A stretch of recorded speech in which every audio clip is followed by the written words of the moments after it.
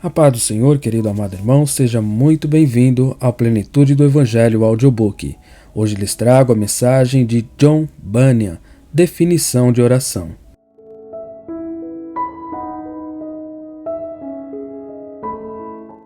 A oração é uma ordenança de Deus para o uso tanto público como privado. Mais ainda, é uma ordenança que coloca aqueles que têm o espírito de súplica em estreita relação com Ele. E também possui efeitos tão notáveis que alcançam grandes coisas de Deus, tanto para uma pessoa que ora, como para aqueles por quem ela ora. Abre, por assim dizer, o coração de Deus, e através dela a alma, mesmo quando vazia, é preenchida. Através da oração, o cristão também pode abrir seu coração a Deus como o faria com um amigo e obter um renovado testemunho de sua amizade. Muitas palavras poderiam ser utilizadas aqui para distinguir entre oração pública e privada, assim como entre a do coração e a dos lábios. Também poderia dizer algo para fazer a diferença entre os dons e graças na oração, mas, deixando este método de lado, desta vez me ocuparei somente em mostrar a alma da oração, sem a qual toda elevação de mãos, olhos ou vozes seria completamente desprovida de propósito. O que é oração? Vamos defini-la. A oração é o derramar de modo sincero, consciente e amoroso o coração ou a alma diante de Deus por meio de Cristo, no poder e ajuda do Espírito Santo, buscando as coisas que Deus prometeu, ou que estão em conformidade com a sua palavra para o bem da igreja, com fiel submissão à sua vontade. Esta descrição contém, portanto, 7 pontos. Orar é derramar seu coração ou alma. Primeiro, de modo sincero. Segundo, de modo consciente. Terceiro, de modo afetuoso, derramando a alma diante de Deus por meio de Cristo. No poder ou ajuda do Espírito Santo, em quarto lugar. Quinto, buscando as coisas que Deus prometeu, ou que estão em conformidade com sua palavra. Sexto, para o bem da igreja. E sétimo, com submissão fiel à vontade de Deus. Quanto ao primeiro ponto, é derramar de modo sincero a alma diante de Deus. A sinceridade é uma graça que faz parte de todas as demais que Deus nos concede, e todas as atividades do cristão são influenciadas por ela. Caso contrário, Deus não as olharia. Isso acontece na oração. Como particularmente disse Davi falando sobre o assunto: a ele clamei com a minha boca, e ele foi exaltado pela minha língua. Se eu atender a iniquidade no meu coração, o Senhor não me ouvirá. Salmo 66, versos 17 e 18. A sinceridade é parte da oração. Por quê? Porque sem ela, Deus não a considera como tal. Jeremias 29:13: E buscar-me-eis e me achareis, quando me buscardes com todo o vosso coração. A falta de sinceridade fez o Senhor rejeitar as orações que nos fala em Oséias 7,14, onde diz: E não clamaram a mim com o seu coração, isto é, em sinceridade, mas uivam nas suas camas. Mas oram para dissimular, para se exibir hipocritamente, para serem vistos pelos homens e por eles aplaudidos. A sinceridade é o que Cristo elogiou em Natanael quando ele estava debaixo da figueira. Eis um verdadeiro israelita em quem não há dolo. Provavelmente este bom homem havia estado derramando a sua alma a Deus em oração debaixo da figueira, fazendo-o com um espírito sincero e determinado diante do Senhor. A oração que contém esse elemento como um de seus principais ingredientes é a oração que Deus escuta. Assim vemos que a oração do justo é o seu prazer. Provérbios 15:8. Por que a sinceridade deve ser um dos elementos essenciais da oração que Deus aceita? Porque a sinceridade induz a alma a abrir o coração perante Deus com toda simplicidade para apresentar o caso claramente, de forma inequívoca, reconhecer a culpa sem falsidade, aclamar a Deus desde o mais profundo de seu coração, sem palavras vazias e artificiais. Jeremias 31:18, a parte A, diz: Bem ouvi eu que Efraim se queixava dizendo: Castigaste-me e fui castigado, como novilho ainda não domado. A sinceridade é a mesma quando é silenciada em um canto ou quando ela se apresenta para o mundo. Não sabe levar duas máscaras, uma para aparecer diante dos homens e outra para breves momentos passados em solidão. Ela se oferece ao olho perscrutador de Deus e anela se ocupar no dever da oração. Não possui apreço pelo esforço dos lábios, pois sabe que o que Deus vê é o coração, de onde brota para ver se a oração é acompanhada pela sinceridade. Segundo, é derramar de um modo sincero e consciente o coração ou a alma. Não se trata, como muitos pensam, de algumas expressões balbuciantes, de uma conversa lisonjeira, senão de um movimento consciente do coração. A oração contém um elemento de múltipla e genuína sensibilidade. Algumas vezes para o peso que representa o pecado, outras a ação de graças pelas misericórdias recebidas, outras para a vontade de Deus a conceder sua misericórdia e assim por diante. A consciência da necessidade de misericórdia por causa do perigo do pecado. A alma, passa por uma experiência na qual suspira, geme, e o pecado a entristece, pois a verdadeira oração, da mesma forma que o sangue brota da carne quando é aprisionada por cadeias de ferro, expressa balbuciante o que procede do coração quando ela está sobrecarregada com dor e amargura. Davi grita, clama, chora, desmaia em seu coração, seus olhos lhe falham, lhe secam. Ezequias se lamentou queixosamente como uma pomba. Efraim se lamenta, Pedro chorou amargamente. Cristo experimentou o que é grande clamor e lágrimas, e tudo isso por estar ciente da justiça de Deus, da culpa do pecado, das dores do inferno e da destruição. Os cordéis da morte me cercaram, e angústias do inferno se apoderaram de mim. Encontrei aperto e tristeza. Então invoquei o nome do Senhor. Salmo 116, versos 3 e 4. E em outro lugar, a minha mão se estendeu de noite. Salmo 77, verso 2. E também, Salmo 38, verso 6. Estou encurvado. Estou muito abatido. Ando lamentando todo dia. Em todos estes exemplos, e muitíssimos outros que poderiam ser citados, pode ser visto que a oração envolve uma profunda consciência motivada, principalmente pela experiência do pecado. Às vezes, alguém é gratamente consciente da misericórdia que recebe.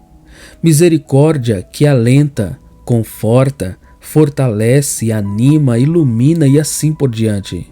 Assim vemos como Davi derrama sua alma para bendizer, louvar e magnificar o grande Deus por sua bondade para com seres tão pobres, tão vis e miseráveis.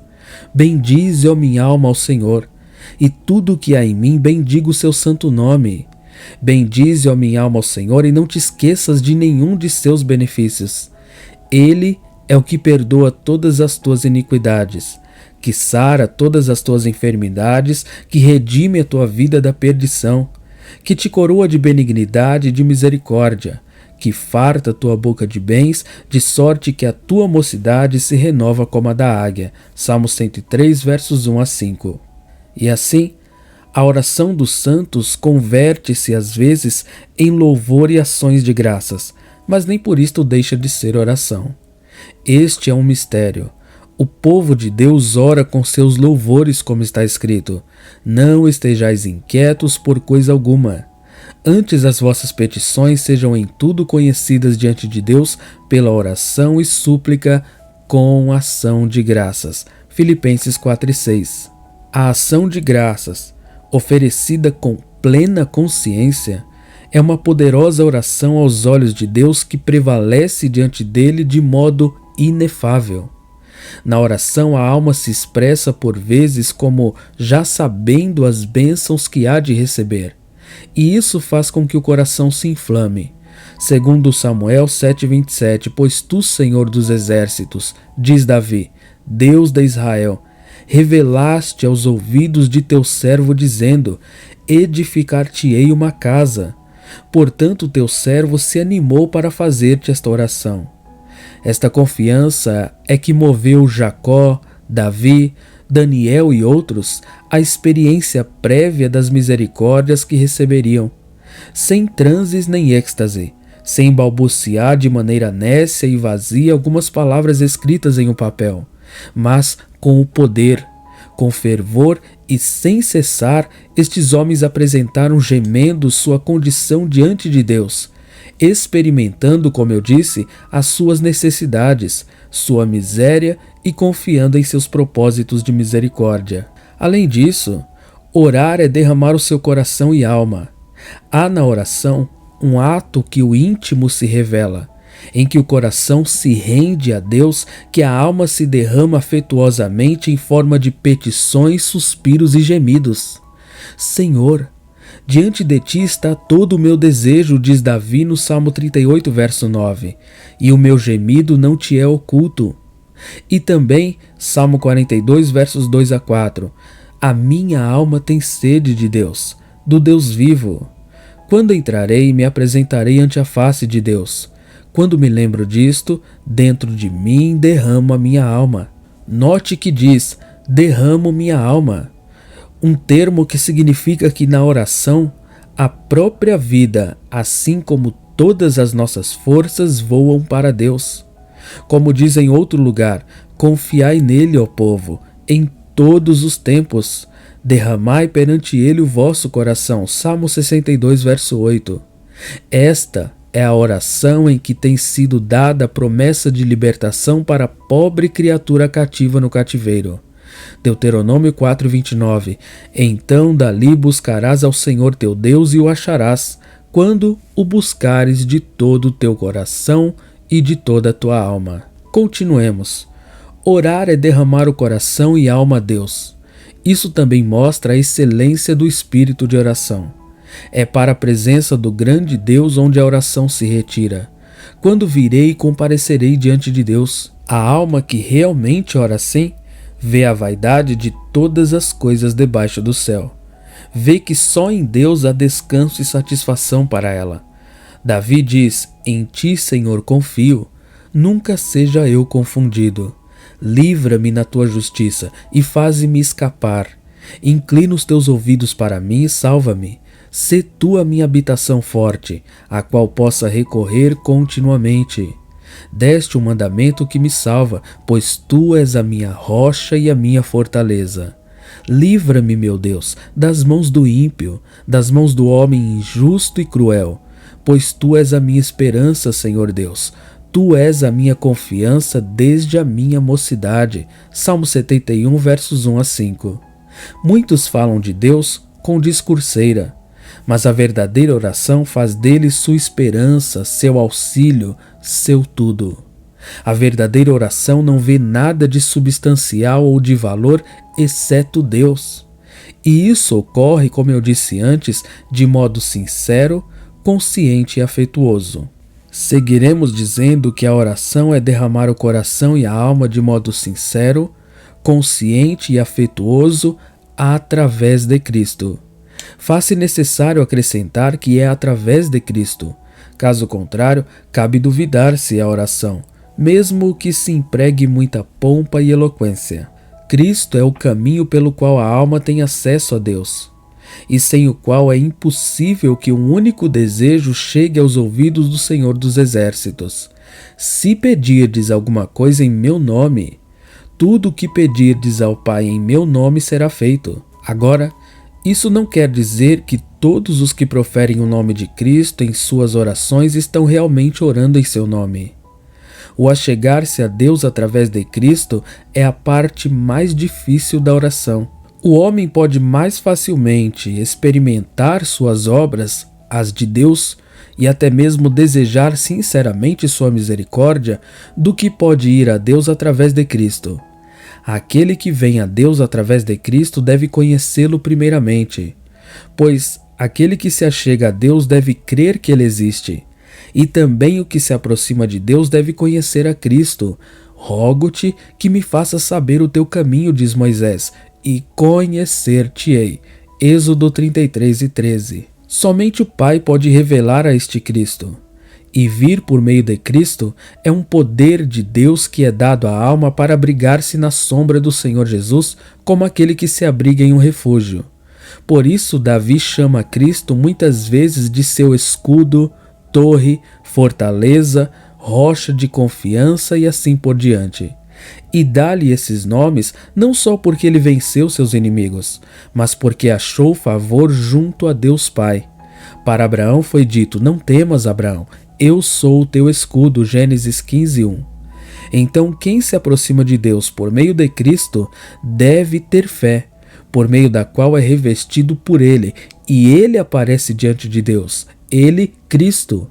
Pois bem, aquele que tem fé é nascido de Deus, nascido de novo, e portanto torna-se um de seus filhos. Em virtude disto está unido a Cristo e feito um membro seu. Por conseguinte, uma vez que foi feito um membro de Cristo, tem acesso a Deus. Digo membro de Cristo pela maneira como Deus o considera como parte de seu Filho, como parte de seu corpo, de sua carne e de seus ossos, unidos a Ele pela eleição, pela conversão, pela iluminação.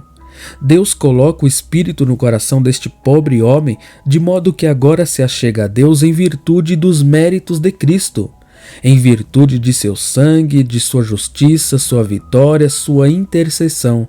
E este está perante ele, sendo aceito em seu Filho amado. Sendo assim, esta pobre criatura torna-se membro do Senhor Jesus e, portanto, tem acesso ao trono de Deus em virtude desta união, uma vez que o Espírito Santo também está nele, habilitando-o a derramar sua alma diante de Deus e a ser ouvido.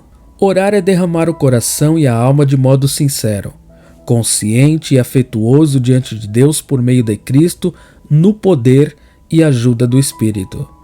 Essas coisas dependem de tal modo umas das outras que é impossível que haja oração sem que todas elas cooperem. Por mais excelente que seja o nosso discurso, Deus rejeita toda súplica que não possua estas características. Se não se derrama o coração sincera, consciente e afetuosamente diante dele, e isso por meio de Cristo, não se faz outra coisa senão um mero esforço de lábios, o que está longe de ser agradável aos ouvidos de Deus. Assim também, se não é no poder e ajuda do Espírito, é como o fogo estranho que ofereceram os filhos de Arão em Levíticos 10. Porém, disto falarei mais largamente adiante. Entretanto, concluímos que aquilo que não se pede por meio dos ensinamentos e ajuda do Espírito não pode estar de acordo com a vontade de Deus. Orar consiste em derramar o coração e a alma de maneira sincera, consciente e afetuosa diante de Deus por meio de Cristo, no poder e ajuda do Espírito, pedindo o que Ele prometeu e que está de acordo com a sua palavra. A oração é a oração quando está dentro do âmbito e do propósito da palavra de Deus, pois quando a petição está em desacordo com o livro, é uma blasfêmia, ou pelo menos conversas vãs. Por isto, Davi, em sua oração, não apartava seus olhos da palavra de Deus. Salmo 119, verso 25. A minha alma está apegada ao pó, vivifica-me segundo a tua palavra. E também Salmo 119, verso 49. Lembra-te da palavra dada a teu servo, na qual me fizeste esperar. Certamente o Espírito Santo não vivifica nem move diretamente o coração do cristão sem a palavra, mas por, com e através dela, trazendo-a ao coração e abrindo este por meio do que o homem é impulsionado a se achegar ao Senhor e contar-lhe a sua condição, e também a argumentar e suplicar conforme a sua palavra. Assim ocorreu no caso de Daniel, aquele poderoso profeta do Senhor.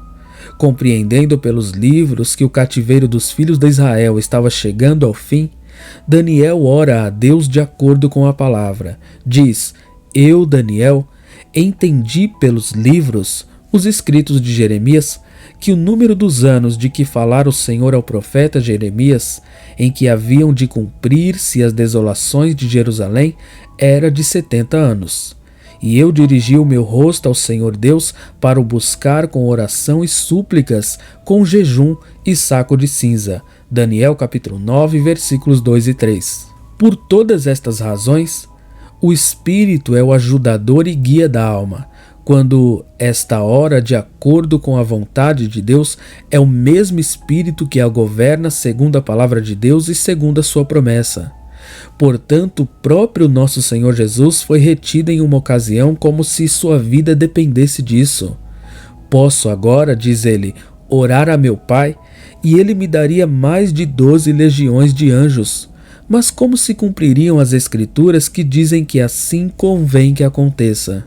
Como se estivesse dizendo, se houvesse tão somente uma palavra sobre ele nas Escrituras, logo estaria longe das mãos dos meus inimigos, os anjos me ajudariam. A Escritura não justifica este tipo de oração.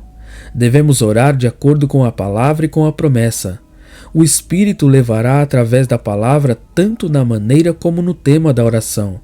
Orarei com o Espírito, mas também orarei com entendimento, 1 Coríntios 14:15. Mas não há entendimento sem a palavra, pois sem ela, que sabedoria há? Para o bem da igreja. Essa cláusula abrange tudo o que tende para a glória de Deus, o louvor de Cristo ou o proveito de seu povo. Pois Deus, Cristo e seu povo estão unidos de tal maneira que, se orarmos para o bem de uma, a saber, a igreja, se ora necessariamente para a glória de Deus e pelo louvor de Cristo. Porque assim como Cristo está no Pai, os santos estão em Cristo. E aquele que toca nos santos toca na menina dos olhos de Deus. Orai, pois, pela paz de Jerusalém, e orareis por tudo o que deveis. Jerusalém não terá jamais paz perfeita até estar no céu. E não há nada que Cristo deseja mais do que tê-la ali, no lugar que Deus por meio de Cristo lhe deu. Assim, pois, o que ora pela paz e pelo bem de Sião, ou da igreja, pede em oração o que Cristo comprou com seu sangue e o que o Pai lhe deu. Pois bem, o que ora pedindo isto, tem de fazê-lo pedindo a abundância da graça para a igreja, ajuda contra as tentações, pedindo que Deus não permita que nada a aflija demasiado e arduamente, que todas as coisas cooperem para o seu bem, que ele lhes guarde irrepreensíveis e sinceros para a sua glória, filhos sem culpa em meio a uma geração maligna e perversa. Esta é a essência da oração de Cristo em João 17. E todas as orações de Paulo seguiam este curso, como nos mostra o texto bíblico. E peço isto, que o vosso amor cresça mais e mais em ciência e em todo conhecimento, para que aproveis as coisas excelentes, para que sejais sinceros e sem escândalo algum até o dia de Cristo, cheios dos frutos de justiça que são por Jesus Cristo para a glória e louvor de Deus. Filipenses 1, 9-11. Como vocês veem, é uma frase curta, mas bela e de bons desejos para a igreja, do começo ao fim, para que estejam firmes e perseverem, manifestando-se na melhor disposição espiritual, ou seja, irrepreensivelmente, com sinceridade e sem ofensa, até o dia de Cristo, quaisquer que sejam as tentações ou perseguições a que vocês forem submetidos. A oração se submete à vontade de Deus e diz: assim como Cristo ensinou, seja feita a tua vontade, por meio da qual o povo de Deus, com toda a humildade, há de se colocar as suas orações e tudo o que tem aos pés de seu Deus, para que ele possa dispor deles segundo melhor lhe agrade em sua sabedoria celestial. E sem dúvida, ele responderá ao desejo de seu povo da maneira mais conveniente para eles e para a sua própria glória. Por conseguinte, quando os santos oram, submissos à vontade de Deus, não significa que eles devem colocar em dúvida o seu amor e bondade para com eles. mas que, devido nem sempre serem igualmente prudentes, circunstâncias que às vezes Satanás se aproveita para lhes tentar a orar por aquilo que, se alcançado, não redundariam em glória de Deus e nem no bem do seu povo, temos esta confiança nele, que se pedirmos alguma coisa segundo a sua vontade, ele nos ouve. E, se sabemos que ele nos ouve em tudo o que pedimos, sabemos que obtemos as petições que lhe houvermos pedido, ou seja, pedindo-lhe no espírito de graça e de súplicas. Mas, como eu disse antes, a petição que não for apresentada em e por meio do Espírito não será atendida por ser alheia à vontade de Deus, pois somente o Espírito a conhece e, portanto, é o único que sabe como orar em conformidade. Porque qual dos homens sabe as coisas do homem, senão o Espírito do homem que nele está? Assim também ninguém sabe as coisas de Deus, senão o Espírito de Deus. 1 Coríntios 2:11. Adiante, voltaremos a este ponto. Continuaremos a próxima mensagem. Que Deus em Cristo lhe abençoe poderosamente em nome de Jesus.